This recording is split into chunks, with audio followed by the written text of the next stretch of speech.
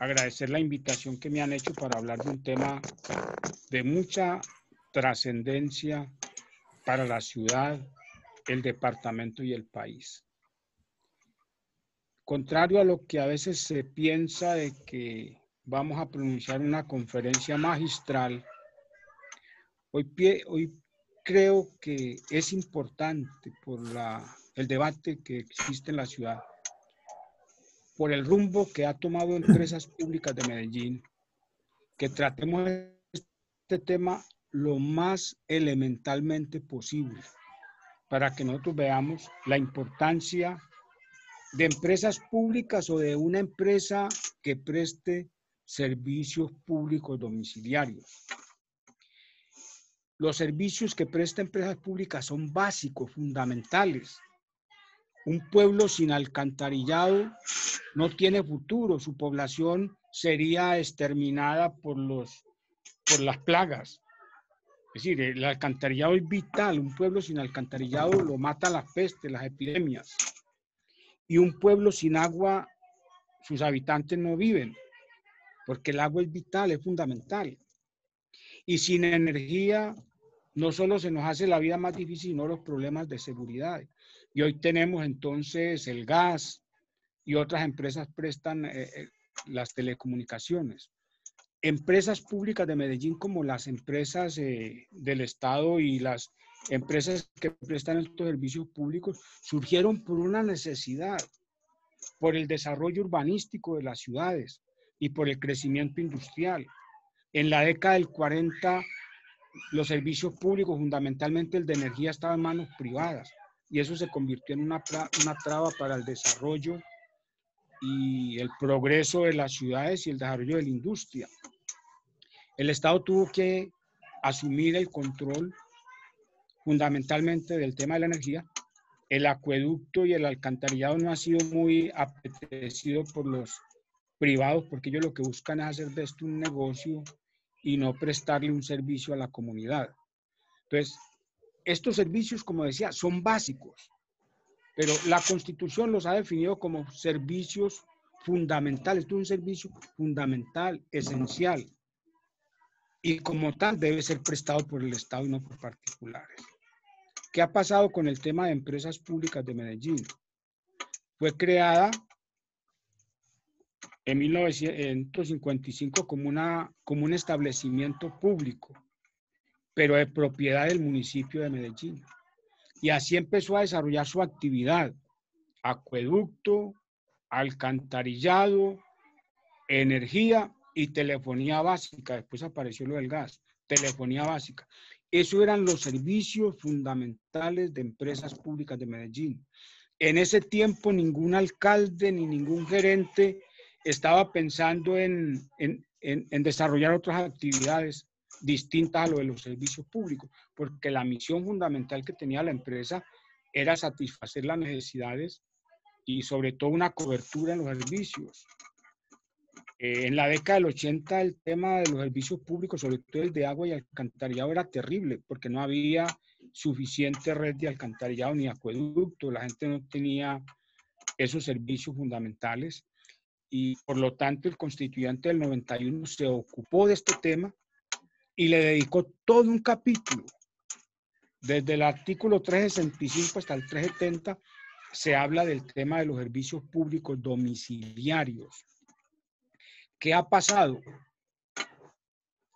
Que Empresas Públicas de Medellín, de establecimiento público, fue transformada en una empresa industrial y comercial del Estado.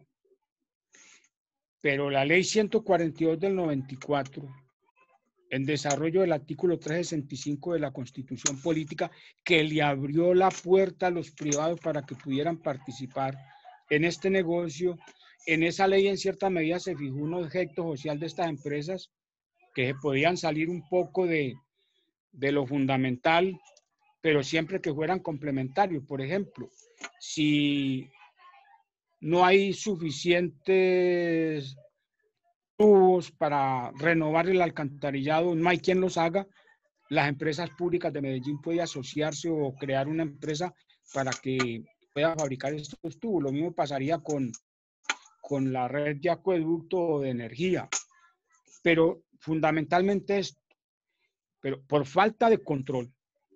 Y yo quiero decir que aquí nos incluyamos nosotros. Nosotros siempre criticamos al alcalde, al gerente, a los concejales, y efectivamente tienen una enorme responsabilidad. Pero nosotros hemos dicho que somos los dueños de empresas públicas de Medellín, pero unos dueños que no nos preocupamos por nuestra propiedad.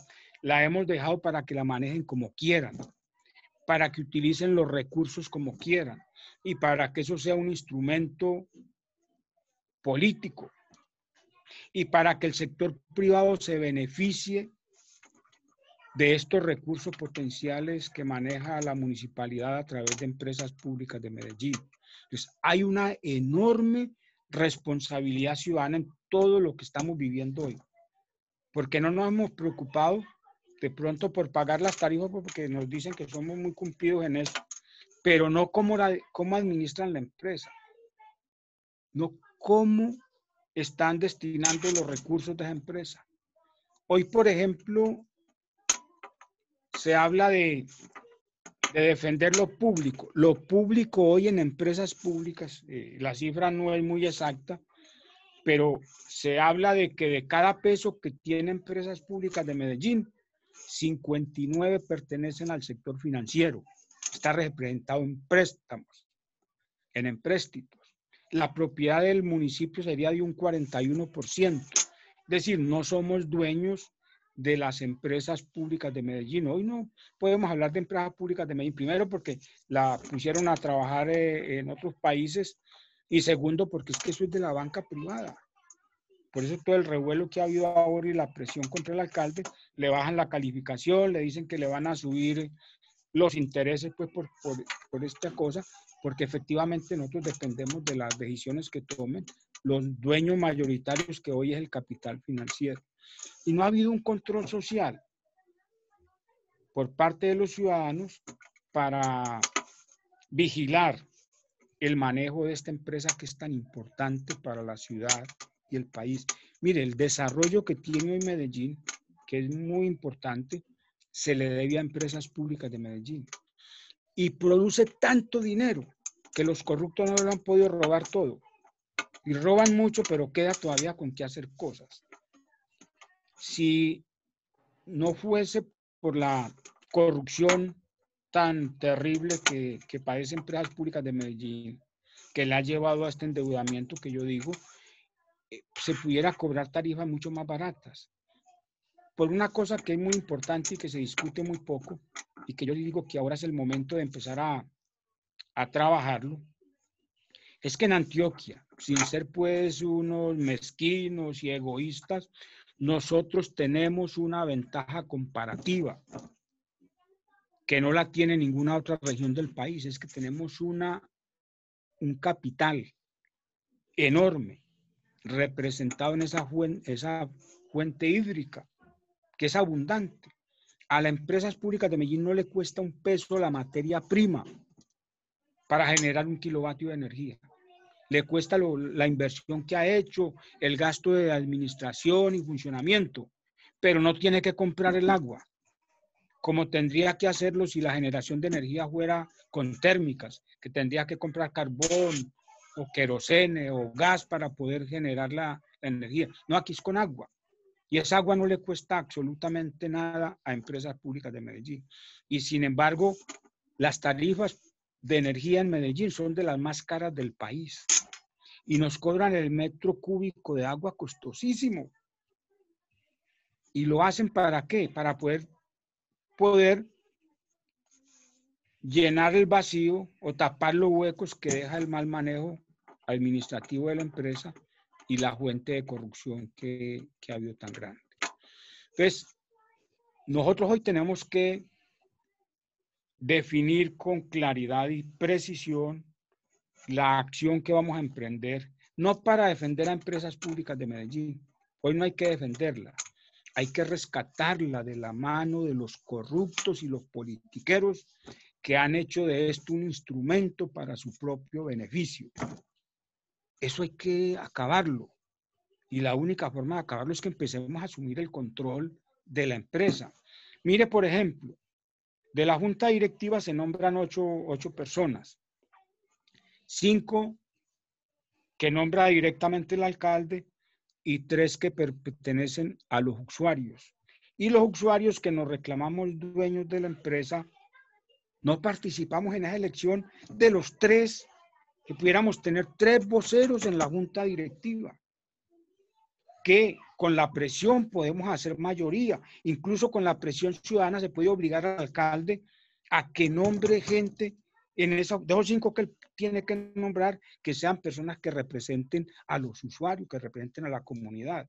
Pero eso necesitaría una acción organizada y muy clara y precisa de los ciudadanos. En los últimos tiempos no han estado nombrando esos 3 usuarios, lo escogen de cualquier manera, de pronto nombran uno y le meten 2 del sector privado y no ha pasado nada. Cuando se posesionó Daniel Quintero, confirmó los que venían en la junta directiva y nombró uno de los usuarios, aparentemente que era Osvaldo, el gerente de Confiar. Yo publiqué hice un comentario en Facebook y le dije al alcalde que le recordaba cómo era la composición de la junta y le cité la norma de la ley 142 del 94, que es el artículo 27 numeral 6, que dice cómo se conforma la junta directiva. Y ese debate que hay ahora del gobierno corporativo, eso es un cuento del Grupo Económico Antioqueño GEA. En empresas públicas no hay gobierno corporativo. Hay un gerente que la ley le ha definido sus funciones. Usted, señor gerente, tiene estas funciones. Y hay una junta directiva que también tiene las funciones por la ley. El gobierno corporativo estaría reventando, violentando esta norma. No, la junta tiene unas funciones, no coadministra. Tiene sus funciones definidas en la ley y tiene que cumplirlas. Y entonces, cuando se habla de gobierno corporativo, se pierde la esencia y el fundamento de estas juntas directivas, que deben tener un cierto grado de independencia, y por eso hay ahí unos usuarios que no pueden participar en el gobierno corporativo, porque entonces no estarían representando a los usuarios y no los intereses del gran capital, que es lo que ha querido mantener ese dominio y control total de la empresa. Entonces, ese descuido nuestro ha llevado ¿a qué? A que se produzcan hechos como el de Hidroituango. Es que lo de Hidroituango es monstruoso. Recordarán algunos de los que están en la sala que yo participé en una reunión allá y hablé sobre el tema de Hidroituango, y yo les dije que sí, había problemas técnicos y era un lío muy grande, pero que el problema fundamental de Hidroituango era el tema de la corrupción.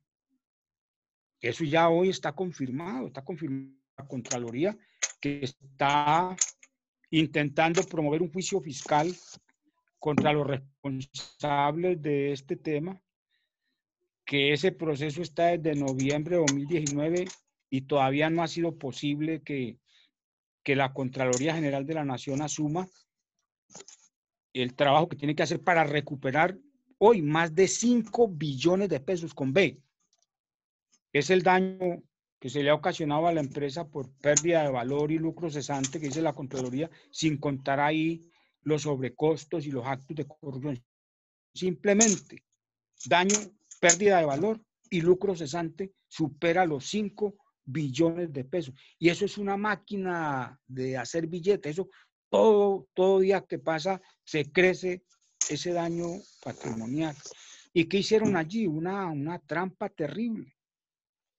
Se había convocado una licitación internacional para conseguir un socio que se encargara de la construcción y administración del proyecto, y eso lo cambiaron a última hora. Nombraron una empresa de papel y a esa le adjudicaron el contrato, y después viene el gerente de EPM y por encima del que había anteriormente, entonces adjudica, abre licitación, adjudica y participan como finalistas las 2 corruptas brasileras, Odebrecht y Camargo Correa, corrupta con una quebrada como concreto y una inmobiliaria que pronto sabe hacer unas casitas y no más. Y a eso les entregaron la responsabilidad de ejecutar el proyecto más importante del país en materia de energía.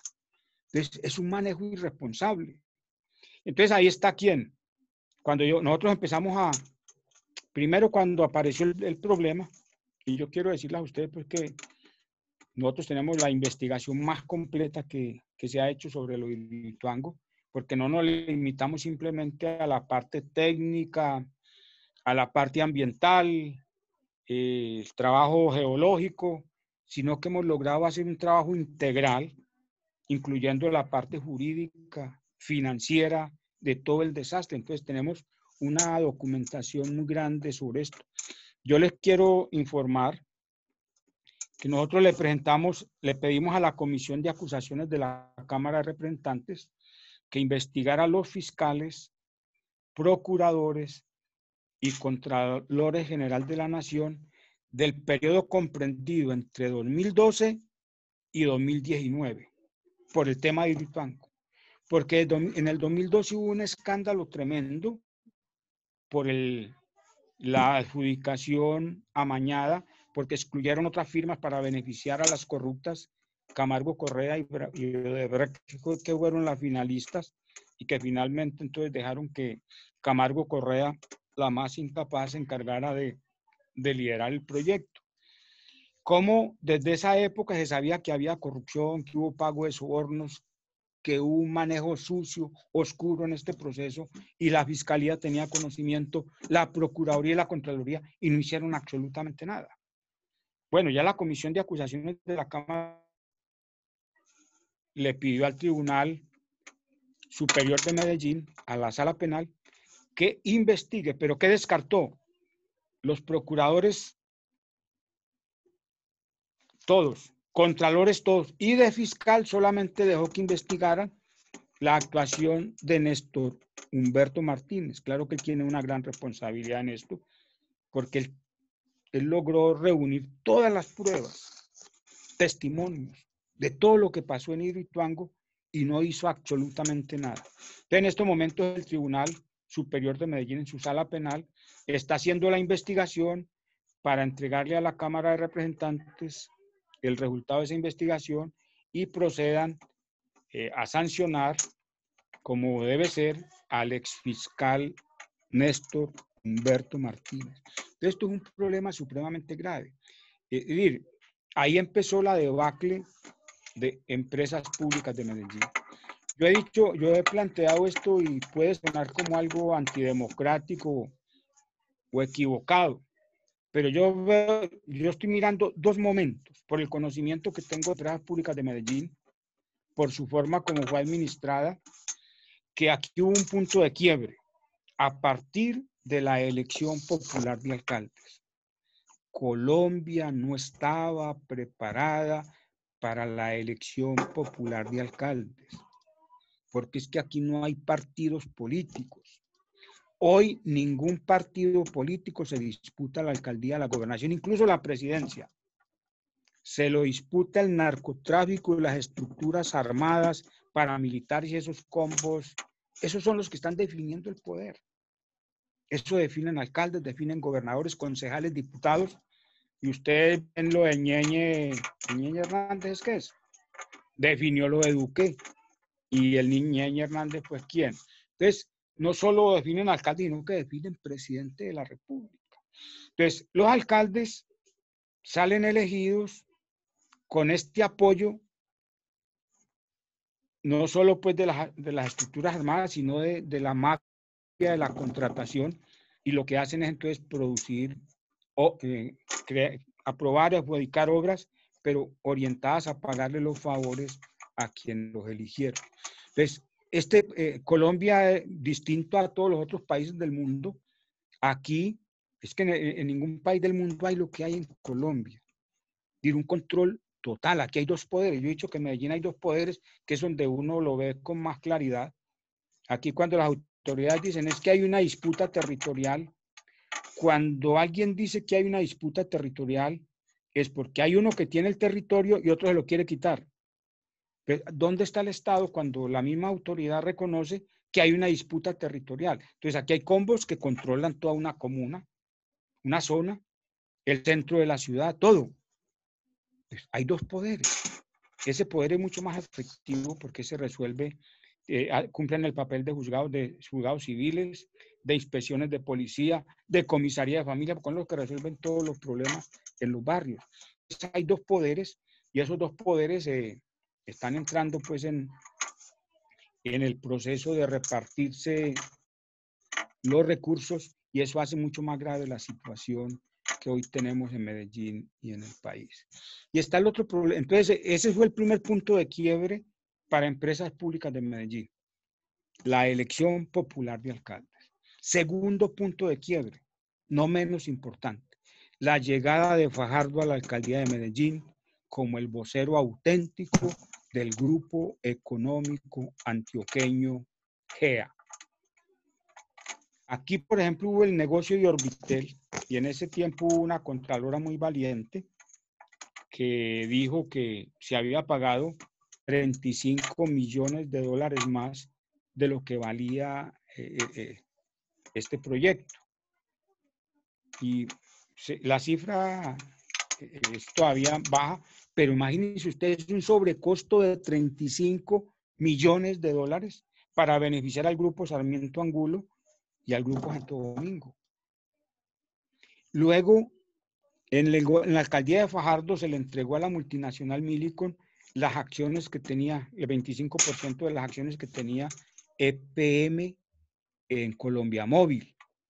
Y posteriormente Fajardo abrió las puertas para que esa multinacional que se había quedado con las acciones de EPM en Colombia Móvil se apoderara de todas las telecomunicaciones de Medellín, UNE y todas sus empresas asociadas. Entonces, ese es un punto de quiebre supremamente importante. Sí, lo podemos mirar, hablar sobre la Biblioteca España o las pirámides de la Oriental y los contratos, pues esa cosa que hizo Fajardo para poder recuperar el sector de los contratistas que estaban vinculados al sector de la construcción, que estaban pasando por dificultades económicas. Entonces, fue un punto de quiebre, y de ahí para acá siguió el sindicato antioqueño, lo que era el sindicato antioqueño. Hoy se habla de Grupo Económico GEA, controlando la alcaldía, administrando. Lo último que hicieron, que es una denuncia que nosotros hemos venido haciendo y no ha tenido pues la suficiente fuerza, es que se llevaron todo el secreto empresarial de EPM. ¿Cómo se llevaron todo el secreto empresarial? Es que Juan Esteban Calle Restrepo, que era el gerente de EPM en ese entonces, terminaba su periodo en diciembre de 2015. Y como en el mes de noviembre, ya faltándole un mes para terminar su periodo en las empresas públicas de Medellín, lo nombraron presidente de Argos, sin haber terminado el periodo. Se posesionó en Argos en febrero de 2016. Y el grupo Argos tiene una empresa de energía que se llama Celsia.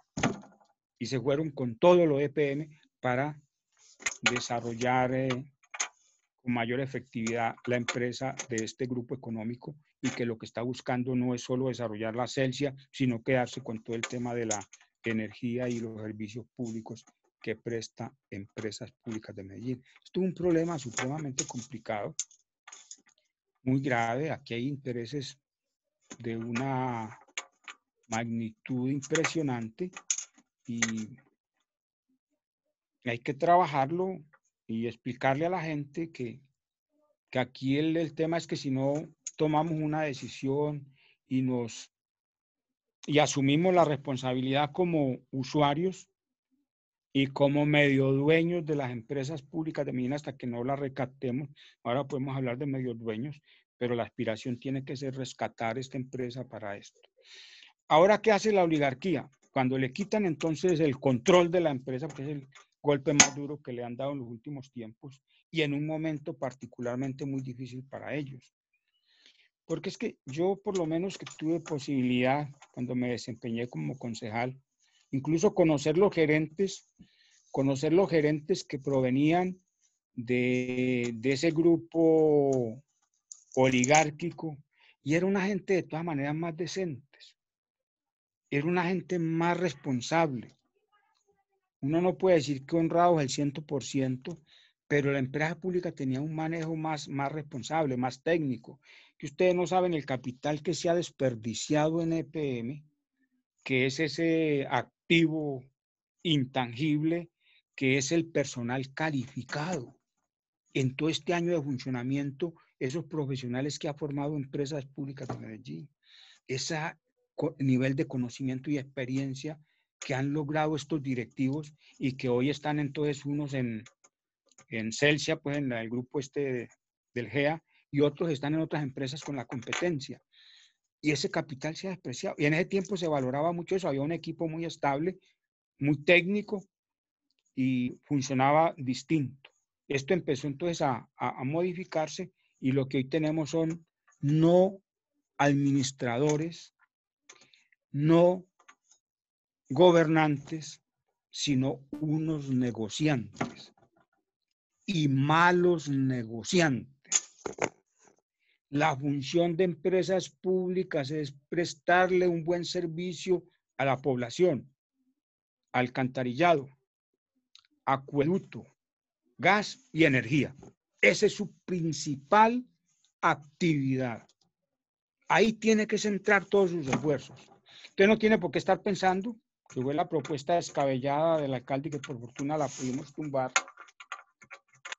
porque él no puede modificar esos estatutos por decreto y ya le hemos demostrado suficientemente esto, de poner a empresas públicas a hacer negocios, porque no piensan sino en plata.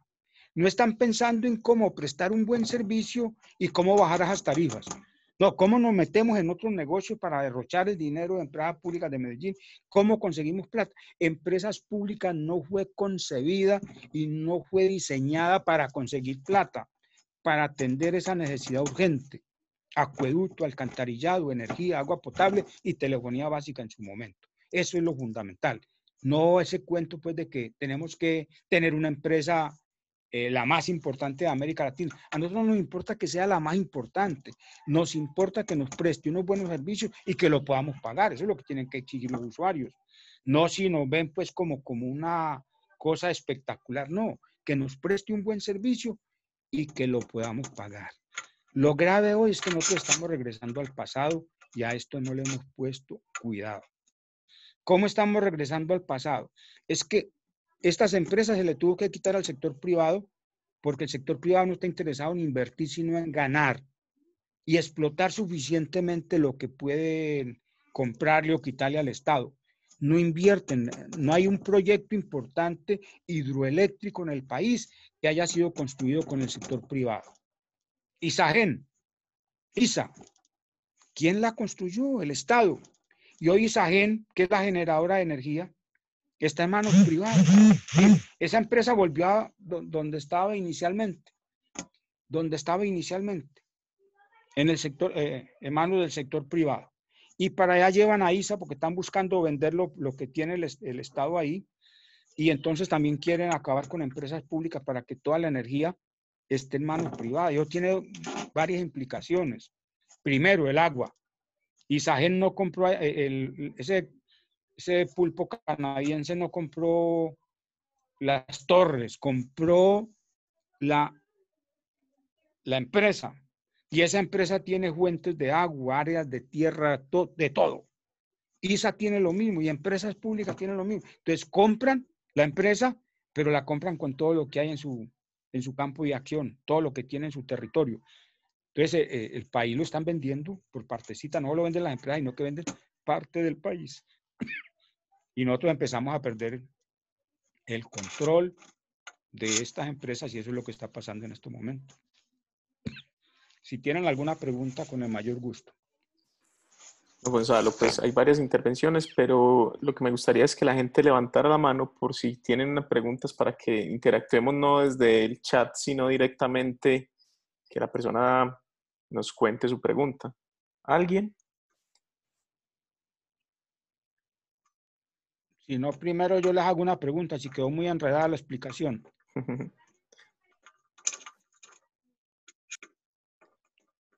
Bueno, por aquí hay una pregunta Fue que muy nos hace complicada, Jorge ¿no? Gómez. Él dice que ¿Se entendió la idea? él dice que el costo de los servicios públicos, cuando tú te referías a que pues están aumentando y que con eso llenan huecos fiscales, él pregunta que si el costo de los servicios públicos no está ya regulado por ley.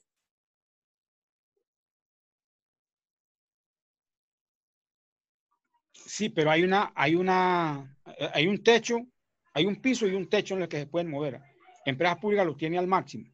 Ahí tiene capacidad de moverse como es con el impuesto predial, que hay la Comisión de Regulación tiene unas tarifas determinadas, pero no dice, vea, es que tiene que subir el 20%. Pueden decir, del 15 al 20 usted puede hacer los incrementos. Más o menos hay un margen de maniobra. Por eso las de empresas públicas son más caras que las que presta este desastre de Electricaribe en la costa. Nosotros pagamos la energía más cara que los de la costa.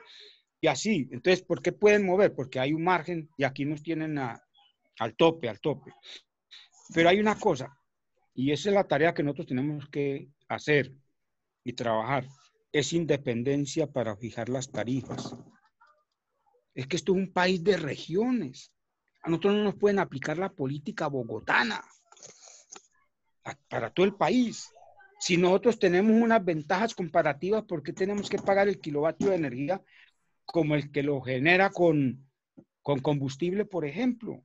No, ayudémosle al país, pero nosotros nos tenemos que beneficiar de esa ventaja que tenemos, de lo que yo les decía ahora, una materia prima que no le tiene ningún costo. Yo cuando iba a los barrios, cuando se podía y no había cuarentena, y cuando discutía con las personas esto, yo les ponía este ejemplo, sencillito, hombre, ve, en este barrio, en el barrio, en esta esquina hay una panadería, ese panadero compra la harina. En esta otra esquina hay otro panadero, a ese le regalan la harina. ¿Cuál puede vender el pan más barato? Claro, el que se la regalan. Entonces yo les decía, sí, pero si al que le regalan la harina la vende al mismo precio del que tiene que comprarla, ¿qué pasa? Gana mucha plata y eso le pasa a Empresas Públicas de Medellín. Esos resultados financieros no es porque esté muy bien administrada, sino porque está vendiendo unas tarifas supremamente costosas sin que el costo que le representa a ellos generar el kilovatio de energía o llevarle un metro cúbico de agua a la familia tenga ese costo. Es como la fábrica de licores. Averigüen cuánto vale producir una botella de aguardiente en la fábrica de licores y en cuánto lo venden. Claro, entonces esa fábrica de licores gana platal, porque es que el costo de producción es mínimo. Y eso le pasa a Empresas Públicas de Medellín. Entonces nosotros tenemos que empezar en esta pelea autonomía para fijar las tarifas.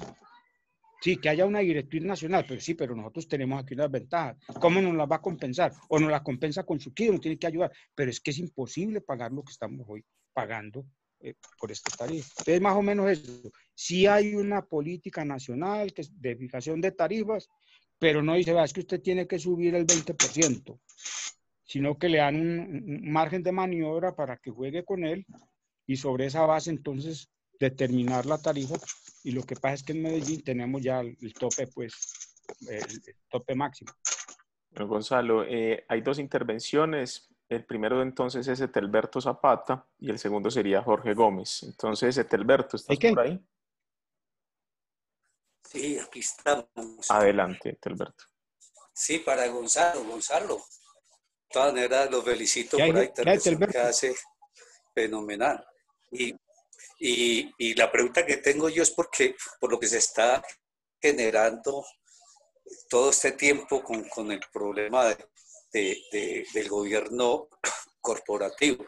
Claro que ya diste una explicación, pero es bueno que nos la vuelva a dar porque ese tema no tiene que ser la discusión que fuera más explícito en ese aspecto. ¿Contesto esta o esperamos la de Jorge Gómez?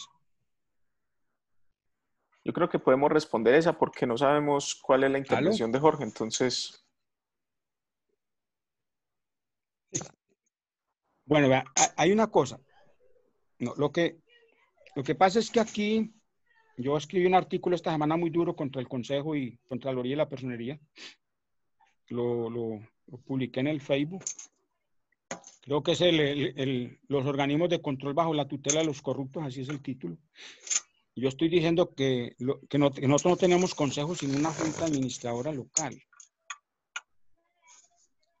¿Por qué? Porque es que en este momento de crisis, porque hay crisis económica, hay una crisis artificial creada por el grupo económico G. Esa es una crisis artificial, de decir que no hay gobierno corporativo y que esto está mal manejado. Es una crisis artificial, es publicidad. Pero sí hay una crisis económica, financiera muy grave y lo de Hidroituango, que no lo hemos discutido a fondo. Yo por lo menos hoy no estoy convencido de que ese proyecto lo puedan terminar. Y si eso no lo terminan, la debacle va a ser impresionante, en poco tiempo, 2, 3 años. Pero donde eso no resista el peso del agua y del sedimento y el muro ceda, el daño va a ser terrible a la población y no a los que están ahí cerca, sino que eso va hasta la costa. Entonces, este tema yo creo que la gente tiene que reflexionar. Entonces, veámoslo, yo quiero aclarar esto un poco. Entonces, cuando yo digo que no hay consejo sino una junta administradora local, es porque ni siquiera conocían los estatutos de empresas públicas e iban a autorizar al alcalde para que los modificara por decreto, o estaban en esa discusión, pero ningún concejal le dijo al alcalde que él no podía modificar esos estatutos por decreto. Resulta que ese es el acuerdo 12 de 1998 de Telberto, y en su artículo 29 dice que esos estatutos solo pueden ser modificados por el consejo mediante un proyecto que presente el alcalde. El alcalde presenta el proyecto, pero quien los modifica es el consejo. Pero resulta que el consejo no puede modificar todos esos estatutos. Es que empresas públicas, aparte de los estatutos estos que estaban discutiendo en el consejo, tiene otros dos. Esos otros dos estatutos son la ley 142 del 94 y la ley 489 del 98. Esa ley 142 dice, va, usted cómo elige la junta directiva, cuál es su objeto social y todo. Y la otra, que es una ley, que es el código de la función administrativa, determina las funciones del gerente y las funciones de la junta directiva. Esos son artículos de Telberto. Hay que buscar el 89 y el 90 de la ley 489 del 98. Usted como un experto en eso del manejo del internet, ahí lo encuentra. Las funciones que la ley determinó a la junta directiva y otras que pueda, aparte de las que están ahí, dice, y otras que estén en los estatutos internos. Pero lo básico, lo fundamental, está determinado por la ley. Y la ley no habla de gobierno corporativo, habla de que hay un gerente y que tiene unas funciones. Y habla de que hay una junta directiva que también tiene unas funciones. ¿Cuál gobierno corporativo? Gobierno corporativo es para poder mantener el control de la empresa a través de la junta directiva, que la junta directiva es la que define qué hace el gerente y qué hace y qué funciones cumple la empresa, qué es lo que han hecho. Entonces regalaron a UNE, se metieron a hacer inversiones corruptas en el exterior, han hecho todo lo que han querido, se fueron a hacer un negocio en la costa que nos va a quebrar también la empresa, eso no se ha discutido. Esa empresa que compraron de Electricaribe en la costa, eso es un negocio terrible, pésimo. Y no había junta directiva que por lo menos se plantara y dijera que eso no se podía hacer. Entonces brincan ahorita cuando ya se anuncia, no, si no se hubiese anunciado demanda contra ese consorcio, donde hay varias empresas que son del Grupo Económico Antioqueño, estarían calladitos. Pero como se habla de que las van a demandar y ahí están empresas del Grupo Antioqueño, entonces por eso están en el alboroto y porque han perdido el control y porque la dificultad que viene ahora, y yo les decía ahora que no alcancé como a desarrollar el tema, es que esta pandemia no solo nos está afectando a nosotros, que nos ha bajado los ingresos, sino que las empresas tienen dificultades y estas empresas resuelven su crisis con la plata del Estado. Ahí estamos viendo a Avianca, donde Duque dice 370 millones de dólares para Avianca y su hermana tiene un alto puesto en Avianca, y así financian con la plata nuestra el sector privado, y entonces aquí lo que están viendo es que no va a haber posibilidad de superar la crisis con la plata de empresas públicas de Medellín y del presupuesto, y por eso están en esa ofensiva contra el alcalde, que yo por lo menos tengo algunos reparos, pero en este momento no se puede actuar con mezquindad. Hay una pelea y esa pelea hay que definirla en el centro. Está Empresas Públicas de Medellín, y si el alcalde asume una actitud y la mantiene consecuente frente al tema de Empresas Públicas de Medellín, yo no tengo ningún reparo en llamar a que apoyemos esa propuesta, porque efectivamente eso es lo que nosotros necesitamos, que se profundice las investigaciones y que se resuelva el problema que hoy está padeciendo Empresas Públicas de Medellín. Bueno, en el uso de la palabra tenemos a Jorge Gómez y ¿Aló? después viene Doralba. Y veo que está levantando la mano por allá Jorge Echavarría. Entonces, Guillermo Yepes. Listo, Y bueno, Guillermo muchas también, listo. Entonces vamos con Jorge y continuamos con Doralba. Sigue Jorge y terminamos con Guillermo, listo. Esa primera tanda. Entonces adelante, Jorge. bueno, muchas gracias. Sí, agradecerle al señor Gonzalo Álvarez, pues su intervención me parece pues muy iluminadora en muchos puntos que yo tenía oscuros. De pronto dos comentarios antes de dos preguntas, ¿no? Eh, Definitivamente yo creo que el punto de quiebre más delicado dentro de todas estas cosas ha sido esta política neoliberal que se implantó, que básicamente lo que fue abrirle, digamos así, la puerta de los bienes del Estado a todos estos negociantes y pues de alguna manera pues yo creo que esto ya va haciendo un impacto a través de pronto de esos puntos de quiebre que narra pues el señor Gonzalo. Lo otro, yo siempre he creído, y lo digo por una experiencia que tuve cuando vivía en una copropiedad, había una muy buena administradora porque ella mantenía siempre una reserva, digamos, presupuestal elevada, pero eso realmente, digamos que en la idiosincrasia nuestra, o no sé si por la naturaleza humana, eso se vuelve en un problema muy delicado porque cuando hay tanta plata junta, ya la gente empieza como a tratar de ver cómo se hace a ese dinero y ahí es cuando se nombran juntas que hacen sus pactos y arrancan con, pues, desvalijan, digamos, los ahorros que tenía, digamos, esa copropiedad.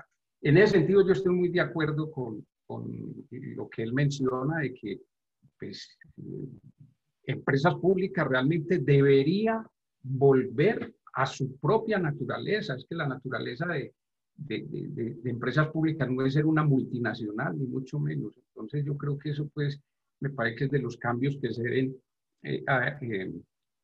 dar.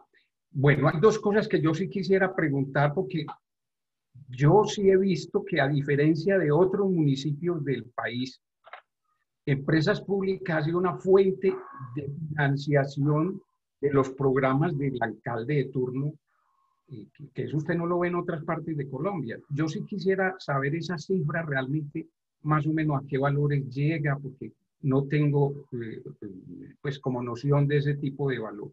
De valor. Y lo otro es, me preocupa mucho el manoseo político que empiezan a darle a este asunto desde Bogotá. Particularmente las intervenciones de Vargas Lleras yo las miro con profunda desconfianza, ¿sí? Yo también quisiera saber si de pronto usted tiene algo al respecto que pudiera decirme. Básicamente esas son mis dos preguntas. Muchas gracias. Muchas gracias, Jorge. Adelante, Gonzalo. Bueno, empecemos por decir que empresas públicas, yo decía en un comienzo que era un establecimiento público, dueño único, el municipio de Medellín. Fue transformada en empresa industrial y comercial del Estado, dueño único, municipio de Medellín. Y esto es un buen ejemplo para ponerlo a los ciudadanos de la diferencia que hay entre una empresa pública y una empresa privada. Sí, ahora estamos peleando con empresas públicas porque se roban la plata y porque nos cobran tarifas muy caras, pero buena parte de esa plata se queda en Medellín y se invierte en Medellín. Si eso estuviera en manos de una privada o una multinacional, esa plata se iba para el fondo del privado o para el exterior y al municipio no le quedaba absolutamente nada. Entonces, son 1.4, 1.3 billones que le entrega EPM al municipio de Medellín. Eso hay ajuste, exactamente la cifra. En el presupuesto hay una partida, pero luego hay nuevos ingresos y entonces se puede aumentar un poco el tema. Pero es una partida muy importante la que se le entrega al municipio de Medellín, que si tampoco se robaran la plata, lo que pudiéramos hacer era maravillas, porque es que eso es mucho dinero para invertir en la sociedad y en la infraestructura. Entonces, esos recursos se pueden dar es porque la empresa es de propiedad del municipio de Medellín. Y si bien es cierto, yo decía ahora, tenemos un lío con la deuda externa, buena parte de esa plata se va para pagar, amortizar la deuda, que debieran ser recursos para utilizar en el municipio y, y tener una situación mucho mejor.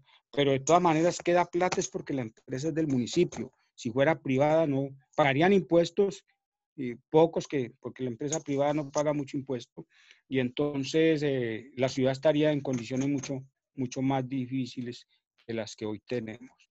Y lo otro es, yo, por ejemplo, cuando esto empezó la nueva administración, yo por lo menos empecé a señalar que el gerente tenía estaba bajo la tutela de Fabio Valencia Cosio, y he denunciado también la influencia de César Gaviria en los asuntos de Medellín, y uno ve los movimientos que han habido, uno expresa eso. Ahí me decían que yo estaba, por lo menos, esa fue una opinión en otro conversatorio, decían que yo estaba hablando del enfrentamiento de dos grupos económicos. Hoy no hay certeza de que hayan dos grupos económicos enfrentados. Yo decía, hay un grupo económico y una corriente neoliberal bogotana que está influyendo mucho en la situación de Medellín. Y el peligro es ese, que la politiquería de César Gaviria y de Fabio Valencia Cosio den al traste con este proceso, y ahí es donde tenemos que estar vigilantes y denunciar esto. En la medida que haya denuncia pública, van a tener que ser mucho más prudentes en este proceso. Yo lo que creo es que hoy, tanto alcalde como gerente de empresas públicas de Medellín se tienen que cuidar mucho, porque están en dos juegos. Nosotros que estamos atentos, y cuando hablo de nosotros hablo del movimiento cívico y de UNIGED, que llevamos un trabajo permanente desde 2013 dándole al tema de empresas públicas de Medellín, y por eso tenemos los mejores estudios, la mejor información, el mejor trabajo, porque no hemos hecho lo que hace mucha gente, que en cada coyuntura pronuncia un discurso. Cuando el alcalde presentó la propuesta de cambiar el objeto social, salió todo el mundo a protestar contra él. Y nosotros le hemos dicho, hombre, sí, le duele tanto a la empresa, ¿y usted por qué no ha pronunciado sobre la corrupción en Hidroituango? ¿Por qué no se ha pronunciado contra Millicom, que se robó a UNE y todo su conglomerado de telecomunicaciones? Demuestre que defiende a la empresa, pero defiéndala atacando a los corruptos, que es el problema grave que hoy tiene la empresa. Es la corrupción y es el manejo politiquero que le han dado a la empresa. Entonces eso es lo que yo quería como significar. Yo hemos estado poniéndole mucho cuidado a ese movimiento desde Bogotá, porque puede ser muy pernicioso sin que creemos un conflicto entre antioqueños y bogotanos, pero el problema es que los antecedentes de estos dos personajes, de Fabio Valencia Cosio y de César Gaviria Trujillo, nos tiene que preocupar mucho, y por eso tenemos que estar alerta y estar denunciando estos temas como para que no nos vayan a tomar por sorpresa. Bueno, Gonzalo, muchas gracias, y bastante preocupante lo que nos cuentas frente al tema del juego político con empresas públicas. Ahora Doralba Hernández, ¿está por ahí? Sí, buenas noches, ¿me escuchan? Doralba, Hola, ¿me escuchan? se te escucha muy bajito. ¿Puedes hablar más duro, más cerca del micrófono? Bueno, ahí me escuchan mejor. Sí, Bueno, adelante. solo muchas gracias por este espacio, muy clara, y como decía Gonzalo, pues él viene estudiando este tema y lo tiene todo el historial muy fresco. Levanté la mano porque en el chat sí hay una confusión acerca del papel que jugó Sergio Fajardo en este descalabro. Digamos que él maneja un perfil muy bajo y siempre pasa gacho, pero efectivamente la decisión de la unidad de negocios de telecomunicaciones se dio en 2006, bajo la alcaldía de él, que fue de 2004 a 2007. Otro agravante fue cuando salió la unidad de telecomunicaciones de EPM, la casa matriz, compraron una licencia de Orbitel. Ahí el único beneficiado fue ese privado, o sea, otra vez el GEA beneficiado con esto. Y adicional, ese año también vendieron parte de las acciones de Ola, que era la empresa pues de telecomunicaciones que habían montado entre EPM y ETV, y le habían hecho ya toda la inversión de ese capital público, lo tenían ya dando como los primeros pinitos, y se lo entregaron también a Millicom, y ahí tampoco hubo ingresos, y eso es la puerta giratoria que ya en 2013 vinieron por UNE. Era como solo esa claridad. Muchas gracias, Gonzalo, y muchas gracias a todos. Y gracias por tu inversión y especialmente por el concepto de esa puerta giratoria que es bastante evidente. Gonzalo, ¿tienes algo Bueno, que decir? hay una cosa, mira, estábamos, eh, yo dije que un punto de quiebre fuerte era Sergio Fajardo. Entonces, en el 2006, él era el alcalde. Y en el 2006 llegó Millicom a Bogotá. Millicom no es una multinacional financiera, usurera, expoliadora y terrible. Y tiene unas pequeñas empresitas fachadas en el tema de las telecomunicaciones. Entonces llega a los países más atrasados de África, Centroamérica y a los más corruptos. Entonces estuvo en los atrasados África, Centroamérica y el más corrupto escogió a Colombia y llegó en el 2006, entonces buscó a los de la ETB y buscó a los de EPM, que eran los dueños de Colombia Móvil, que como dice Oralba, eso era lo de Hola. Y entonces, entre EPM y la ETB eran las dueñas de Colombia Móvil.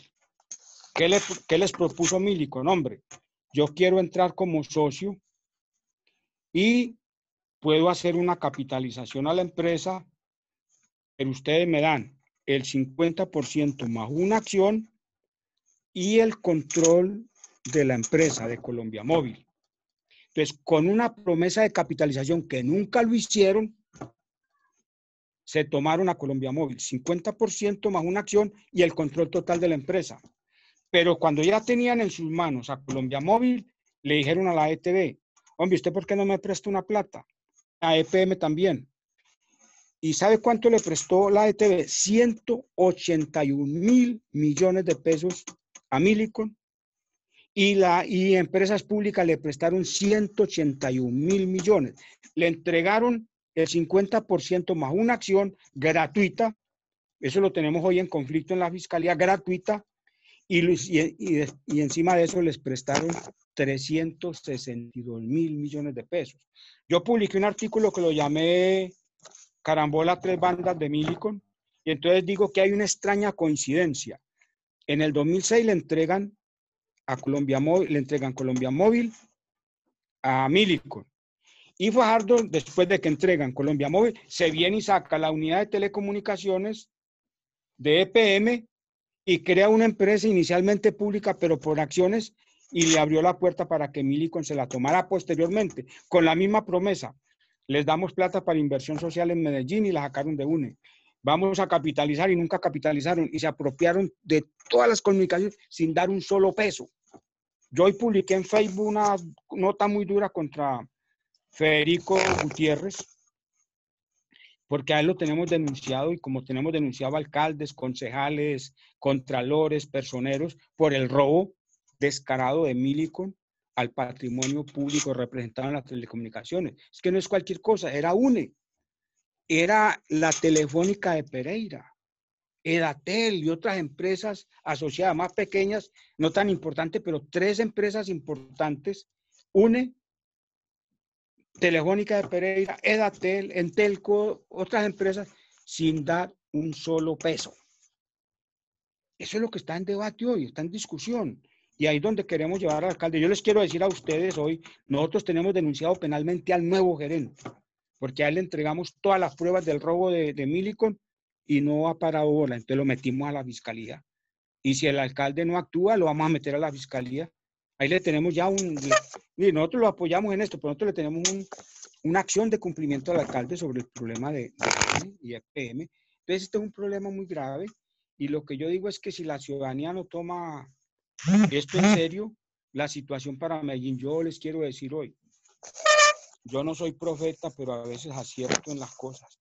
Si esto no se remedia, si no le ponemos una solución ahora, en 2 o 3 años vamos a estar casi como Buenaventura, sin alcantarillado, sin acueducto, con tarifas de energía supremamente costosas. Y cuando digo sin acueducto y alcantarillado, es porque si no hay plata para el mantenimiento, pues los alcantarillados van a empezar a fallar, el acueducto va a empezar a fallar y no hay con qué reparar, las torres de energía van a empezar a fallar y no hay con qué reparar.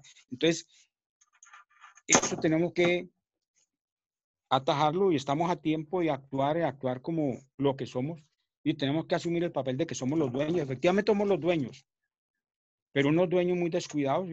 ¿A qué dueño se le ocurre entregar una empresa a un administrador y no lo vigila para ver cómo está manejando la empresa y deja que se la roba, que la destruya, que la... Y después dice, hijo de madre, se nos llevaron la empresa y no actuamos a tiempo. Entonces yo lo que quiero decirles es que a este grupo que yo lo valoro mucho este grupo porque es un grupo pensante, muy estructurado. Hombre, hay que liderar. La oligarquía ya tiene su veeduría. ¿Cuál es la respuesta nuestra frente a eso?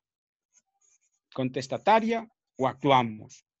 ¿Por qué no pensar en una acción nuestra, veeduría, pues, porque no hablemos de veeduría, pero que podamos como buscar un consenso y trabajar coordinadamente en un tema que es definitivo? Dice, fracasa empresas públicas y nos tenemos que ir de Medellín porque esto se vuelve invivible. Si hoy tenemos inseguridad como y que la inseguridad de Medellín es terrible, en una situación de miseria esto se vuelve invivible. Bueno, Gonzalo, Jorge Chavarría, en el uso de la palabra. Adelante, Jorge.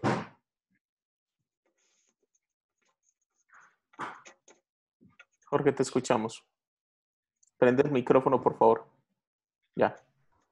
Bueno, Gonzalo, hermano, un abrazo fraternal desde cuando era parte de Sintraendes, a que fui expulsado de dicha organización sindical por no compartir las posiciones patronales. Espero que me recuerdes, Gonzalo Álvarez, porque compartimos mucho allá en el auditorio, en el garaje, muchas reuniones que tuvimos y compartimos en Sintraendes. Quiero hacer alusión a lo siguiente, compañeros. Llevo 33 años en la empresa, desde EPM y hoy UNE EPM Telecomunicaciones, que es la razón social actualmente. Y quiero hacer claridad de que fue un vil arrebato el que se hizo a la ciudadanía de Medellín al privatizar las telecomunicaciones en EPM. Hoy pasamos a UNE, después a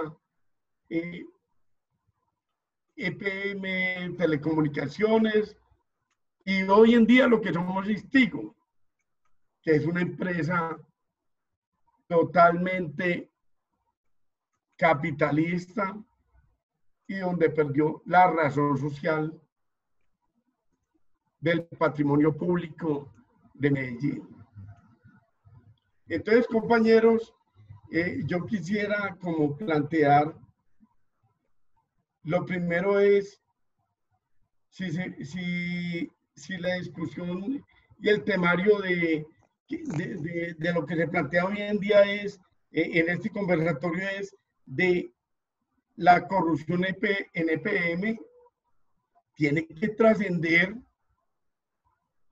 a lo que se robó el capital privado de lo que nosotros somos como propiedad pública de Medellín, que son las telecomunicaciones en EPM, y que pasó de UNE a Tigo, que es actualmente que la razón social que somos. Pero no ha cambiado, porque hoy en este momento todavía somos trabajadores de UNE EPM Telecomunicaciones. Yo llevo 33 años laborando en la empresa. Vengo desde el 2008 como UNE EPM. Así la razón social se cambió en el 2006. Pero yo vengo desde el 2008 como un EPM Telecomunicaciones. Entonces, es para plantearle a todos ustedes que nosotros seguimos siendo una empresa pública y es la defensa la que tenemos que dar a todos ustedes. Sostener ese capital público, 100% público. Así nosotros en la Constitución del decreto que da en la Asamblea, en el Consejo de Medellín, plantea que nosotros tenemos el 51% más una acción. O sea, quiere decir que nosotros, a pesar de ser minoritarios en el Consejo de Medellín, tenemos que tener la participación como empresa pública de Medellín. Y eso lo tenemos que defender. Somos una empresa pública con capital privado, pero igualmente capital accionario público. Ustedes, compañeros, yo pienso que la propuesta que debemos plantear es cómo integrar las organizaciones sindicales, las organizaciones sociales en torno a la defensa del capital público. Y pienso que ahí es, Gonzalo, cómo direccionar esa parte para integrar las fuerzas de los sindicatos, porque estamos muy divididos en un EPM Telecomunicaciones. Tenemos por el orden de 8 sindicatos, 9 sindicatos. Entonces, ¿cómo agruparnos en torno a la defensa de la empresa, aprovechando las circunstancias de que la alcaldía, en cabeza de Daniel Quintero, plantea que podemos plantear el revertir la empresa de lo privado a lo público? Esa sería una primera discusión. Y segundo, cómo unificar fuerzas desde los organismos sociales, gremiales, políticos y sindicales para apuntalar a defender enteramente la empresa desde lo público. Esa es mi intervención y gracias a todos, compañeros. Mil gracias. No sé si Gonzalo tiene algo que decir o pasamos a la siguiente pregunta. No podemos dejar pasar a Jorge pues sin darle primero un saludo y sin contestar algunas de las cosas o aclarar algunas de las cosas que él ha planteado. Lo primero, Jorge, Tigo no es una empresa, Tigo es una marca. Nosotros llevamos a estos delincuentes de Millicom de piedra en piedra. Los hemos llevado en toda esta pelea que tenemos de manera sistemática y continua, y ya están refugiados en Tigo y ya no hablan de UNE, y usted no encuentra un trabajador con uniforme de UNE ni va a la oficina y no encuentra UNE, sino Tigo todo. ¿Qué tenemos que hacer nosotros? Unificar el discurso, porque cada cual maneja su cuento. Millicom no tiene un solo peso en UNE. Se la robó. Y esto lo decimos públicamente. ¿Y por qué no nos denuncian penalmente por calumnia?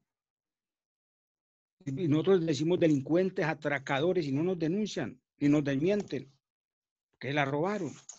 Pero para unificar discurso, mire, Jorge, para que trabajemos la propuesta para recuperar a UNE. Sencillito. Digámosle al alcalde, pero con mucha presión, que presente un proyecto de acuerdo al Consejo derogando el artículo 3 del acuerdo 17 de 2013. Que derogue solo un artículo. Derogando ese artículo recuperamos a UNE. Porque todo el acuerdo que la creó está vigente, menos la norma que con este artículo derogar. Es simplemente, digámosle al alcalde, presente una propuesta y pongámoslo a discutir sobre ese tema. Presente un proyecto de acuerdo buscando la derogatoria del artículo 3º del acuerdo 17-2013. Será muy complicado eso.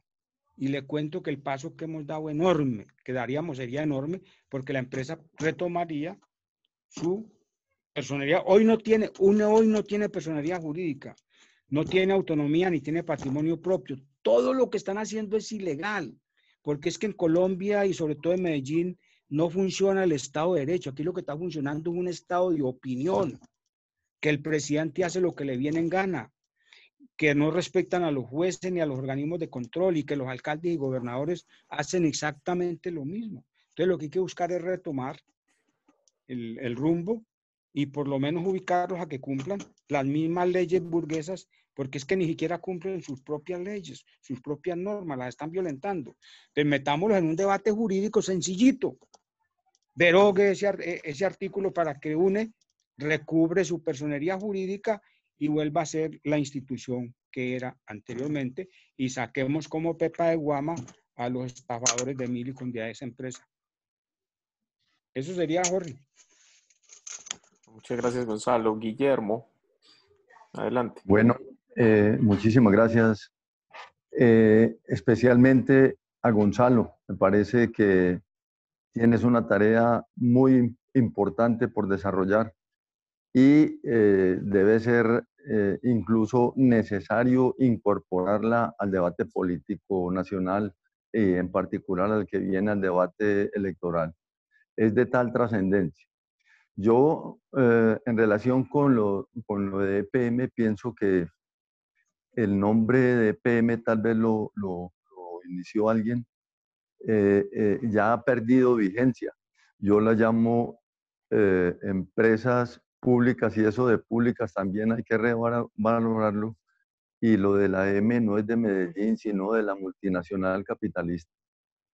Creo que si la Junta, como lo dice Gonzalo, si la Junta Directiva de EPM está constituida por representantes de empresas nacionales que finalmente son súbditas de las multinacionales en una relación de 5-3 y eso que los tres tampoco tienen un gran peso político para definir nuevos estilos de EPM.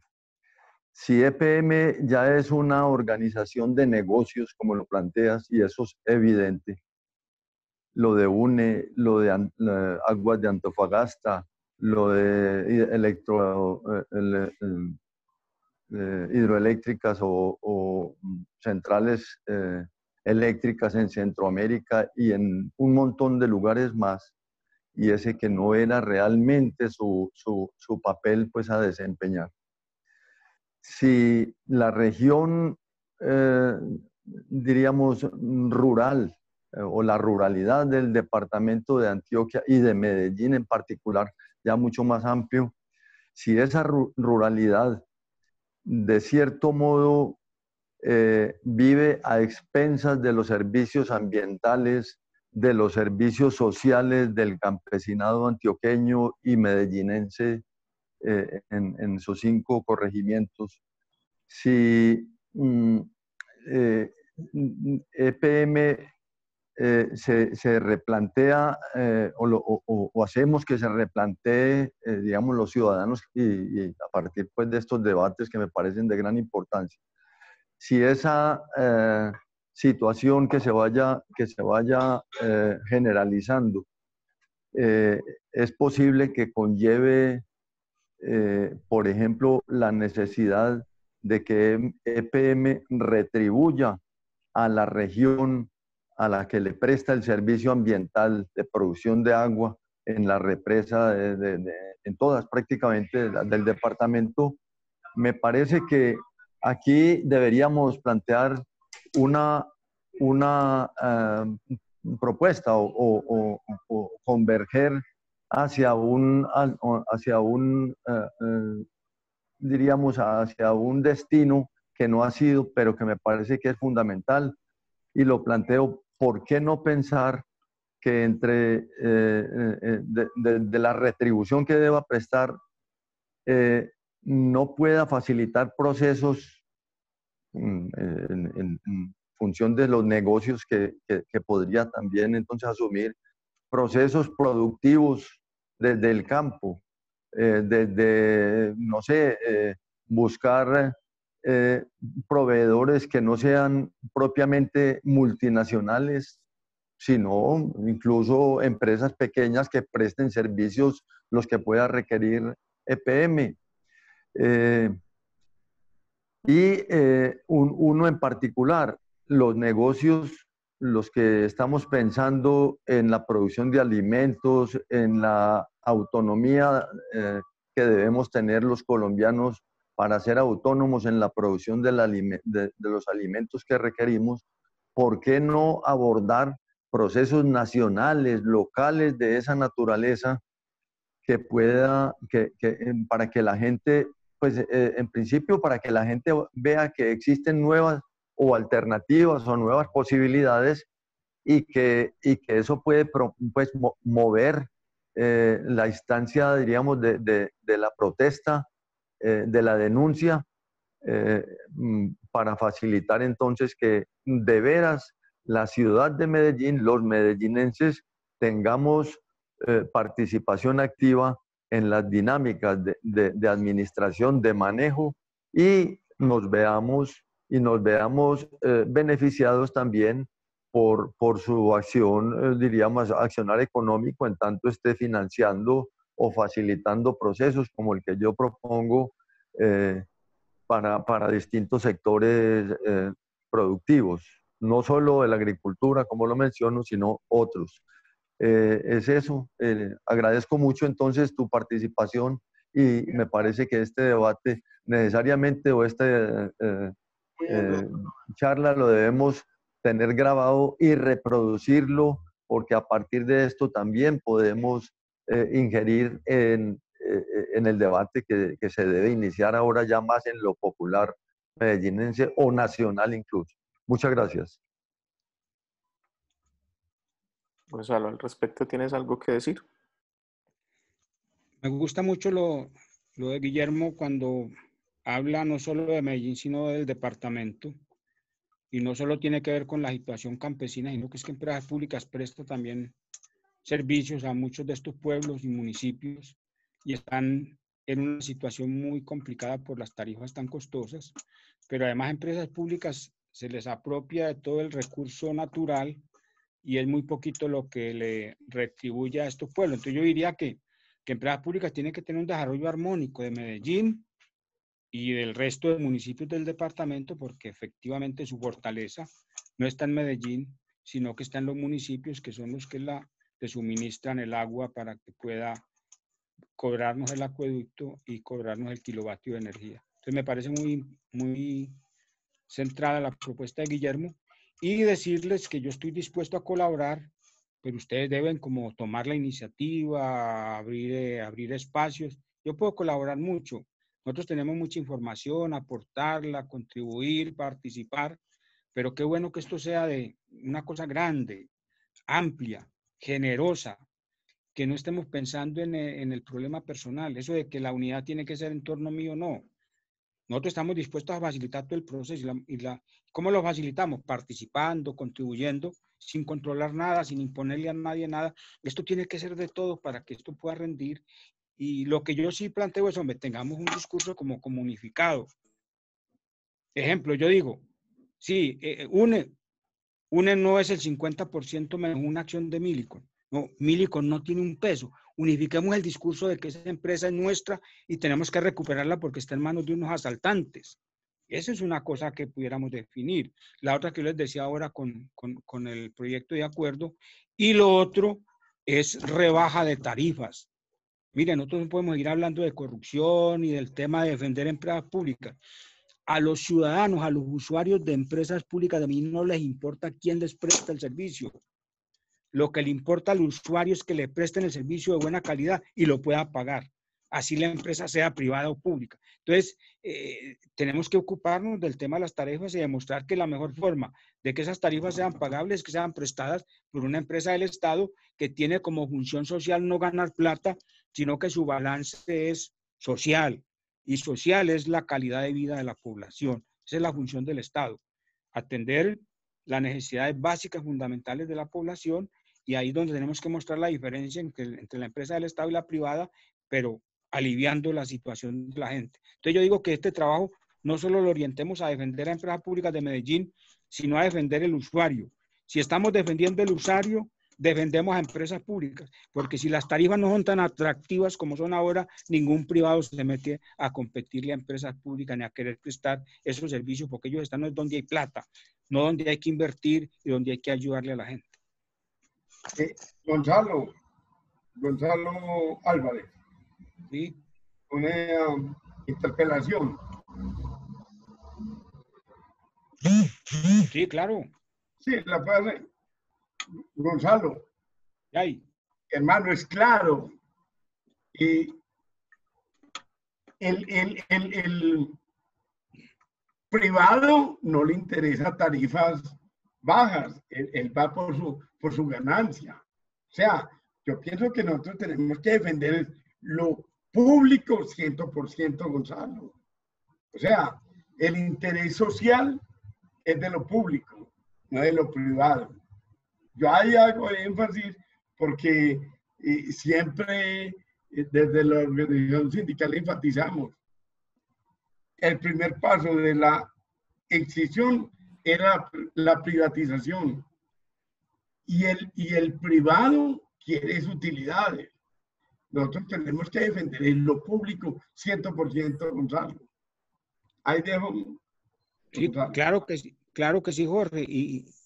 Y defender lo público para que le preste unas tarifas, le preste un servicio bueno y barato a la gente. Lo que yo digo es que de nada vale tener una empresa pública si está arruinando a la gente. No, es que el Estado tiene que cumplir su papel y su función social, no de expoliador, no de dejar a la gente sin comida en la casa para pagar los servicios públicos. No, la función del Estado es que pueda suministrar unos servicios buenos, de calidad, y que la gente los pueda pagar, que no tenga que dejar de comer para pagarlos. Y cuando nosotros logremos una tarifa pagable por los usuarios, ningún privado va a querer participar ahí. Es la mejor defensa de lo público, orientándolo a que preste servicio de calidad y con tarifas pagables. Bueno, Gonzalo, habíamos hablado inicialmente de 1 hora frente al tema de la discusión. En este momento ya son las 7:30. No sé, ¿tú cómo te sientes para unas 2 preguntas más? Yo no es que me sienta muy mal, pero sí podemos hacer las 2 preguntas. No, es que con un auditorio de tanta calidad no me quise ir cuando había dicho que 1 hora, pero con un auditorio tan especial como el que ustedes tienen y conociendo yo mucha de la gente que está allá, hay que dedicarle el tiempo que se requiera. Bueno, entonces Alejo, vamos con... Sí. ¿Perdón? Permíteme una pregunta, o de último me dejan. Sí, entonces está Juan Sebastián, que levantó la mano hace mucho rato. Viene Lucía y terminas tú, Álvaro, entonces. Y con eso cerramos entonces. Adelante, Juan Sebastián. Listo. Primero que todo, pues un saludo para Gonzalo. Ya he tenido pues la forma de interactuar con él y conversar en varios momentos que hemos tenido, más que todo con los colectivos de Ríos Vivos. El tema puntual que me surge a mí, pues aquí la duda, pues y referente, no es una duda, es que yo ya he leído también los artículos que pronto Gonzalo ha propuesto, y uno viendo la identidad que tiene que tener el colombiano, el antioqueño, por su empresa pública y todo su patrimonio, nosotros tendríamos, como él dice en el libro, que apretarnos el pantalón, el cinturón, pero al ver que es que empresas públicas tienen un 99.99% de las acciones, que es una compañía de otras, pues de las entidades del municipio, que se cita que tiene escrituras públicas del 2183 de 2006, y que por esta escritura se hace válida que este documento es plenamente vigente, lo cual diga que la empresa está constituida legalmente. Esto es la imagen de donde empresas públicas, pues en la práctica habla de que es dueña, pero entonces, ¿cuál sería el papel de nosotros en la práctica si verdaderamente la solución de ellos es que son dueños de la empresa o en papel, debidamente a ciertos contratos falsos nos han generado estas otras empresas como la Milicom cuando vino aquí, cuando el tema Fajardo, el despeje, que él habló del camino para que le apoderara todo el conglomerado de las telecomunicaciones, ese tema de esas escrituras, todo ese contrato legal que se tiene, que no es ni tan legal como lo ha venido desarrollando Comilicom.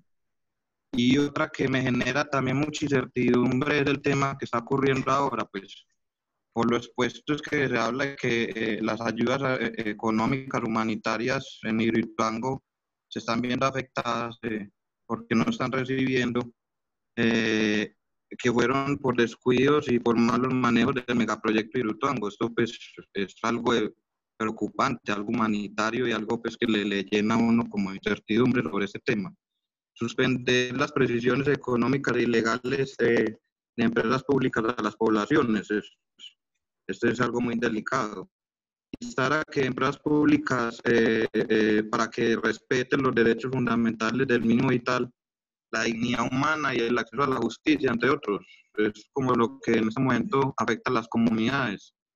Veo pues que son problemáticas puntuales y que están ocurriendo ahora a nivel del entorno, de lo que está generando con la empresa pública Medellín, pero pues son medidas que atentan contra los derechos fundamentales de la población, que se han visto golpeadas constantemente por el mal manejo humanitario que se ha venido dando en empresas públicas, más que todo en la zona de Hidroituango. Eso es como mi hecho puntual, y agradezco a don Gonzalo Álvarez toda la participación y todo su conocimiento, ya que he tenido varias oportunidades, la oportunidad pues, valga la redundancia, de participar y escuchar todos estos diálogos y leer, por ejemplo, uno de estos libros que él dice, el de que preocupa pues el Cacalambora, las tres bandas de Milicom, pues que es puntual sobre lo que habla ahí.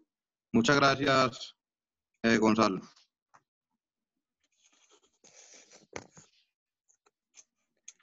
Juan Sebastián toca dos temas muy importantes. Vamos primero con el de la escritura de UNE. Esa escritura está vigente. Y en esa escritura, el dueño 100% de UNE es el municipio de Medellín. Esa escritura no fue modificada, está vigente. Y la están utilizando los estafadores de Milicom para firmar contratos y para conseguir empréstitos que va a tener que pagar empresas públicas de Medellín cuando estos tipos o los metan a la cárcel, que es lo que aspiramos, o abandonen el país. Le hemos pedido a la Fiscalía, a los gerentes de EPM, a los alcaldes, prohíban el uso de esa escritura a estos estafadores, y no ha sido posible. Ese sería otro punto de acuerdo en esta tarea. Bueno, que nos demuestren que Milicom tiene plata ahí, o que esa escritura la modificaron. Pero si nosotros hacemos cumplir al alcalde esa escritura y que la retenga, mientras se resuelve el problema de UNE, los de Milicom quedarían ahogados porque ellos consiguen los empréstitos y mueven todo el dinero a través de esa escritura. Y lo otro es un apoyo solidario que hay que darle a todas las familias afectadas por el proyecto Hidroituango, porque ellos no son los responsables, son víctimas de esa acción indebida, indelicada, corrupta de los que pusieron en marcha ese proyecto hidroeléctrico que en mi opinión está fracasado.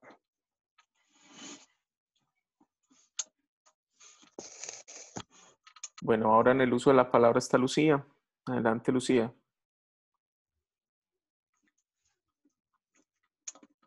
Lucía, ¿estás por ahí?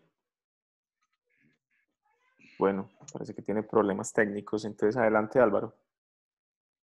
Espérate que Lucía tiene el micrófono apagado. Lucía, prende. Ah, bueno, Lucía, por aquí ya estás, adelante.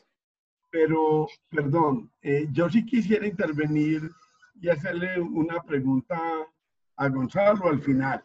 con todo respeto. Alejandro, ¿ahí me escuchan? Sí, te escuchamos, Lucía. Bueno, Gonzalo, buenas noches. Muchas gracias por sus aportes tan importantes.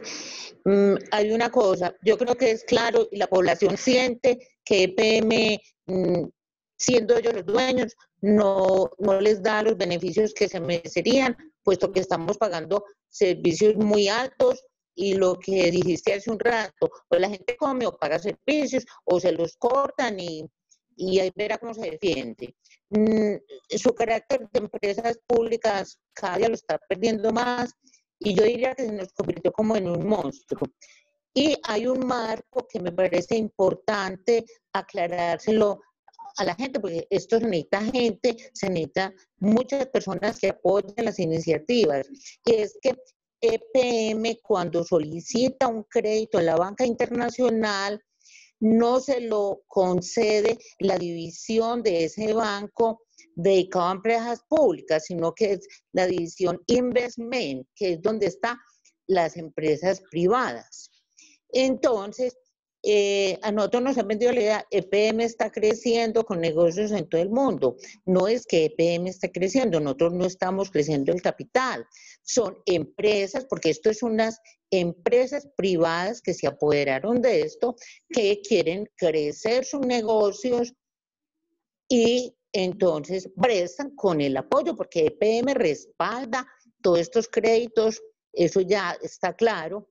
Entonces, esto no se convirtió en privado porque a lo mejor no necesitan, operan desde ahí y desde afuera, porque como sabemos que son los mismos que entran y salen de la empresa y vuelven para la junta y a la inversa. Entonces, no necesitan ser una empresa privada, no se privatizó, pero es una empresa al servicio de las empresas privadas que están representadas en la junta directiva.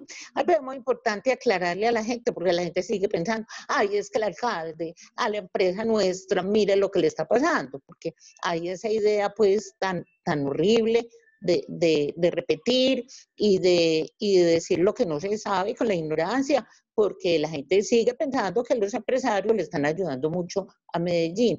Entonces es importante aclararle a la gente como ese marco, qué es lo que está pasando. Bien, Lucía, muchas gracias. Listo. Gonzalo, ¿tiene algo que decir al respecto? Quisiera hablar con todo respeto. Hagamos algo. Primero Álvaro y después sigues tú, ¿te parece? Por orden de palabra, ¿listo? Ok. Adelante, Álvaro. Buenas noches, Gonzalo, a todos, compañeros. Muy interesante, Gonzalo, yo le conozco el discurso, con él hice un artículo para el periódico El Colectivo y siempre ha sido claro pues que nos han metido no solamente la mano al bolsillo, sino el dedo a la boca. Aquí a los paisas, que somos disque tan avispados. Bien, el cuento es que, como dice Gonzalo, es muy preocupante que el 41% sea público y el resto esté en manos de bancos. Eso quiere decir que el patrimonio ha sido afectado con esta cantidad de maniobras de la corrupción, ¿cierto? Ayer salió, Gonzalo, yo me imagino que vos lo conocés, un artículo que se llama La ilusión en seguros de EPM, escrito por Luis Pérez, Lupe. Entonces él dice varias cosas. Desde 2017, EPM, hablando pues de lo financiero, está en riesgo financiero alto. Y ahora en 2020, en riesgo financiero extremo. Eso significa que cuando a uno lo califican mal, pues cualquier préstamo que siga hacia adelante, los intereses son altísimos y las trabas burocráticas y demás para conseguirlo son todavía peores. Entonces, en esas condiciones, dice él, hay que mirar a Lupe también con lupa porque dice tantas cosas, a veces parece que es amigo y otras queda claro que es el enemigo, pero igual dice cosas pues que valen la pena y que de pronto, como él escribió un libro sobre Hidroituango, seguramente conoce y al fin de cuentas fue gobernador de Antioquia. Entonces también dice en el escrito que los daños son cerca de 10 billones de pesos y los pagos de seguros, es una cosa muy delicada, esperan estar por debajo de 1.000 millones de dólares. Estamos hablando de casi apenas 4 billones de pesos. Entonces, que la recuperación de los 6 billones restantes sería imposible. Dice otra perla, los contratistas no tienen fuerza financiera para cobrarles esas sumas si fuesen culpables. Y para terminar, él dice, en los estados financieros, las pérdidas y daños de Hidroituango los declara EPM en el rubro construcciones en curso. O sea, que EPM lleva 4 años sin dejar ver o encubriendo pérdidas y daños billonarios. Cuando obliguen a declarar como daños y pérdidas todos esos 6 billones o más, los estados financieros de EPM estallarán y podrían dejar al municipio de Medellín 3 o 4 años sin recursos. Todo esto es afirmaciones de Luis Pérez. Dice, se han preocupado mucho por la fachada y poco por dejar ver el interior, muy parecido a la película La Estrategia del Caracol. No resultaría extraño que los interesados en privatizar a EPM estén creyendo que llegó el momento de la estocada final. Estas son palabras mayores, gruesas, esos intríngulis que la comunidad nadie maneja, salvo precisamente el gerente, el alcalde y todos aquellos que se supone que conocen la situación de los estados financieros de EPM. A todo esto, Gonzalo, ¿vos qué tenés que decir? Porque es una situación pues supremamente muy delicada. Eso que dice Lupe, que no se recuperaría, que difícilmente se recuperaría, y también habla de una cosa que es un poquito preocupante. Él dice que el lucro cesante solamente se aseguró por 1 año y que si Hidroituango no funciona, pues ni siquiera pagan esos 600.000 millones de pesos. Entonces, lo que el hombre nos cuenta ahí es que hay un poco de amenazas tan grandes, tan complejas, que las movidas tienen que ser ¿de qué orden? Pues, porque cuando una empresa la descapitalizan de esa manera, hacen túneles sin compuertas y sin contar con las licencias ambientales, violaron un poco de cosas en el momento de trabajar estos constructores allá en Hidroituango para efectos de hacer llenados y vaciados y al mismo tiempo para efectos de poner a trabajar eso rápido. Se destruye media casa de máquinas porque se dice que eso está al 50%, que hay un 50% del área totalmente destruida, derruida. Sí hay, Gonzalo, bueno, siempre hay, pero ¿cómo ves vos más o menos? Danos un poquito de claridad sobre ese tema financiero y sobre las perspectivas, para no hablar pues de la potencialidad de una tragedia, porque de todos he sabido que los estudios siempre casi que indicaban que no se hiciera ahí. Eso no es el Batolito antioqueño, es un territorio que tiene una geología muy distinta al Batolito antioqueño, entonces hay posibilidad hacia futuro de tragedias. Pero hablemos no más de esto, Gonzalo. A ver, vos qué opinas al respecto. Quiero escuchar, ¿verdad? Sí, primero quiero referirme muy breve a lo de Lucía. Ella acierta muy bien en su comentario. La banca internacional y los privados tienen a EPM como un instrumento. Como les está dando resultados, ellos no están tan ganados por privatizarla, porque es que ese es el instrumento que les permite conseguir préstamos, tener respaldos y montar negocios que él estaba haciendo por fuera y aquí en el país. Entonces la necesitan no para defender la empresa, como aparentan decirlo ahora, sino para que les sirva para sus propios fines. Mire, hoy no hay certeza de cuánto es el daño que a empresas públicas de Medellín, al municipio, al departamento, al país, le ha hecho el proyecto Hidroituango. Se manejan muchas cifras. Cuando el alcalde anunció la demanda a estos consorcios y a estas empresas, nosotros incluso, pues, hoy pienso que de pronto me exageré un poco en el comentario, pero yo dije que eso era como un sofisma de distracción para ocultar a los verdaderos responsables de la debacle. Es que la Contraloría General de la Nación tiene una reclamación en estos momentos que puede superar los 6 billones de pesos y casi más de la mitad de lo que pretende recuperar el alcalde demandando a unas empresas, como lo dice Lupe, no tienen con qué pagar, porque es una corrupta que tiene muchos directivos en la cárcel y que está en bancarrota económica, y el otro socio es una empresa privada. ¿Quién no sabe? Con concreto estuvo quebrada mucho tiempo y que salió un poco a bote con la alcaldía de Fajardo, y que la inmobiliaria Ramón H. Londoño no tiene con qué responder. Ninguna de esas tres empresas de ese consorcio tienen con qué responder la demanda que está adelantando el alcalde, o piensa el alcalde y el gerente promover. Lo que es importante en este momento es decirle a la Contraloría que empiece a recuperarle a esta gente, a congelar el bien y a decomisarle todo lo que tengan para que paguen, que son Fajardo, que son Luis Alfredo, que es Alonso, y que hay que meter a Federico, que no porque lo ven por fuera. Meten a la gente y no meten al presidente de la Junta, que es el alcalde, y lo bajaron por fuera. Entonces hay unos personajes, Álvaro Villegas Moreno, bueno, saquémosle la plata a esa gente para aliviar en parte esta situación. Yo les decía ahora que lo que viene para Medellín es catastrófico, es que es muy grave. Primero, que esto lo han manejado a base de mentiras, han dicho la verdad. Hoy no hay un estudio que diga que ese proyecto es viable. No lo hay. ¿Por qué no lo presentan? Lo tienen oculto. Aquí hubo un informe, pues con todos los reparos que uno le tenga al ejército norteamericano, del ejército norteamericano, no lo han querido dar a conocer. Y es contrario. Mire, ese proyecto eso está fracasado, eso tiene una falla geológica impresionante. Entonces, medir la magnitud del daño económico como el que puede prestarse en vidas y daño a la naturaleza, en estos momentos no hay cómo hacerlo. Lo que sí podemos decir es que la situación es muy compleja para empresas públicas de Medellín, para el municipio, el departamento, y esto arrastra el país.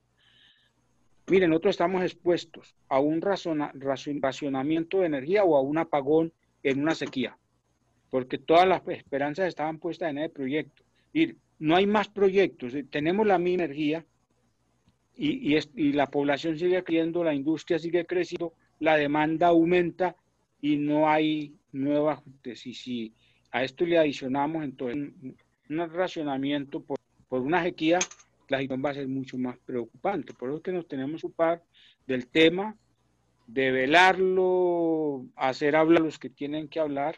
Yo con Lupe, por ejemplo, he peleado mucho lo de Hidroituango, porque él aparece como un salvador, pues que él tiene mucha responsabilidad.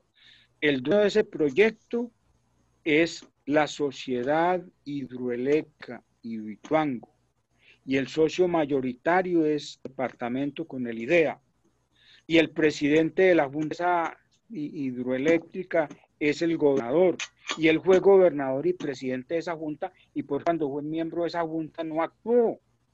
¿Por qué? Si yo soy dueño del proyecto y eso me lo están administrando mal, ¿por qué no intervengo? Y llamo la atención. Mire, usted me está incumpliendo el contrato, usted está poniendo en peligro el departamento y no hay un llamado de atención, y por eso no tiene pues mucha autoridad moral para hablar sobre este tema. Querer decir que no plantea cosas interesantes que no se pueden desechar y que hay que valorarlas y tomarlas pues con el beneficio de invento, pero de todas maneras hay aportes en la discusión. Lo que yo quiero decir es que no está libre de responsabilidad porque él era el presidente de esa junta 2010 y 2019. Bueno, y finalmente entonces el compañero que quería intervenir, ¿está por ahí? Ya sí es finalmente, ¿no? Sí, ahora sí. Bueno, ¿está por ahí? Bueno, parece que no. Gonzalo. Jorge. Es Jorge, véalo ahí. Jorge, adelante. Del cañón. No, era para plantearle a Gonzalo y a todos los compañeros. O sea, esto sin movilización no tiene ningún efecto político. Aquí hay que crear, Gonzalo, tú me conoces a mí desde mucho tiempo aquí en Medellín, en Sintraendes, ya no estoy en Sintraendes, estoy en Sintracertí. Hermano, si no hay movilización, confrontación y lucha, aquí no hay nada. Nosotros tenemos que crear un frente social, político, sindical, para enfrentar todo lo que se viene contra EPM, que es el cambio de razón social. A mí me parece que ahí me parece que faltan argumentos para la discusión de hoy, que para mí es el tema central. El cambio de razón social de EPM. Que la EPM la quieren poner en una empresa de promoción de servicios turísticos para tener en Hidroituango un embalse para promocionar turísticamente. No, yo pienso que algún compañero en el comienzo se refirió a que EPM, su función social es servicios públicos domiciliarios y con unas tarifas mínimas, básicas, de que podamos pagar los antioqueños, los medellinenses. Ese es el objeto, Gonzalo, hermano. Ahí no podemos perder el norte político. Ahí dejo yo, hermano, para no alargarme. No, sí, eso es clave. Si no hay movilización, no hay absolutamente nada. Lo otro que queremos hacer es el discurso. ¿Cómo hacemos que la gente entienda el mensaje? Entonces, hay que inventarnos un discurso que le llegue a la gente, que lo entienda. Y por eso hay que hablarle de las tarifas, hay que hablarle de la importancia de defender la empresa y comprometerlo. Esto tiene que mucha gente. Esto, si no hay una participación grande de organizaciones y de ciudadanos, los usuarios, esto va a ser muy difícil. Yo lo que digo es que hay que empezar a alertar. Es que lo que viene es muy grave y estamos a tiempo como de salirle al paso pues a una situación más complicada si nos movemos y hacemos suceder una serie de procesos que están en marcha y que nos van a afectar mucho. Yo les agradezco mucho la invitación, les agradezco pues la paciencia que han tenido conmigo, la disponibilidad de que podamos conversar. Cuando ya pase tanto el riesgo de la pandemia, nos podemos sentar a tomar un café y a organizar la movilización, como dice Jorge. Gonzalo, muchísimas gracias Gonzalo. por la intervención y creo que dejas más dudas que certezas y eso pues creo que deja inquietas las mentes. Esperemos pues que todos los compañeros nos hayamos retroalimentado mucho de esta situación y que veamos el riesgo de EPM como algo que lastimosamente, si seguimos así, no vamos a tener EPM en corto tiempo. Gonzalo, feliz noche y muchísimas gracias. Y a todos los compañeros y compañeras, una feliz noche. Gracias, bueno, Gonzalo, Alejo. entonces el tintico si no lo tomamos, ojalá que sea pronto para que... Va a tener que ser doble porque eso se ha tardado mucho. Claro, claro. Bueno, felicidades y muchas gracias. Mucha gente. Un abrazo y muchísimas gracias. Haber podido compartir con Gracias, ustedes. Gonzalo. Muchas gracias.